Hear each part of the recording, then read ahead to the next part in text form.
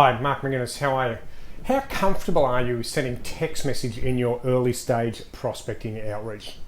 Lots of clients tell me that they're really struggling with the concept of sending a text message as an early part of their prospecting outreach.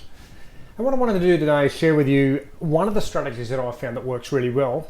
Potentially you could be able to use that strategy yourself. And if you do, I'd love to hear how you go, strategy, and what sort of results you're being able to achieve.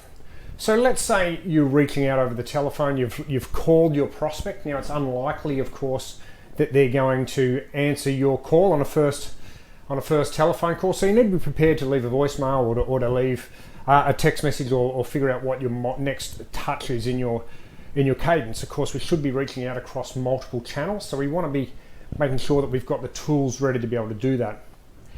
So in relation to sending a text message in the early part of your attempt to try and engage with your perfect prospect, I'd suggest that you send a text message using your contact card.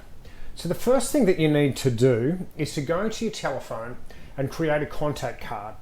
So basically you go to contacts and you create new, put your name in there, the business name, company that you work for. Make sure you include your telephone number, of course, your email address, maybe something like your LinkedIn profile, maybe your business's web address, and of course a picture would be great. So use a profile picture, preferably one that's the same as your LinkedIn profile, and then you save that as a contact card. In the same way that if you're going to share a contact with somebody else, if I was going to text you someone's contact details, what you do is you prepare to send a contact card, your contact card, to your prospect, and all you do is you type in, look, prospect, completely understand you're not picking up from a telephone number that you don't know or picking up from a number that you don't know.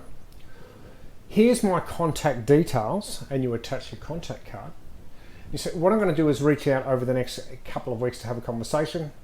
Mark, then leave your name and the organisation that you're reaching out from.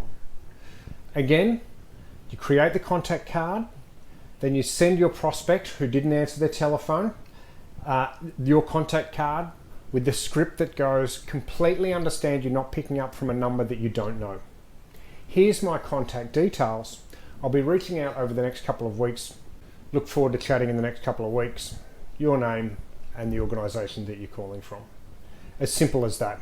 And what we see is this works really well because it's a really soft way to get into somebody's text messaging. Now, there's some geographical challenges with this, so be careful where you're doing this. If you're doing this in North America, apparently it doesn't go down that well. Here in Australia, works a treat, particularly because it's not very pushy, and we're starting to see a lot more text messages being sent out commercially from places like retailers and B2B businesses. So people are becoming much more open-minded to receiving text messages, and text messages have got an open rate in the mid-90s, so about 92% of Australian people read every text message that they get. So it's got a high impact.